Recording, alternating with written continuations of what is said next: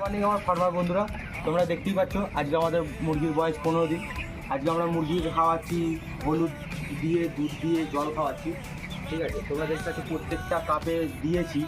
মুরগি কীভাবে খাচ্ছে একটু মুরগিগুলো দেখানোর জন্য বলবো, কীভাবে খাচ্ছে দেখতেই পাচ্ছ পাখি।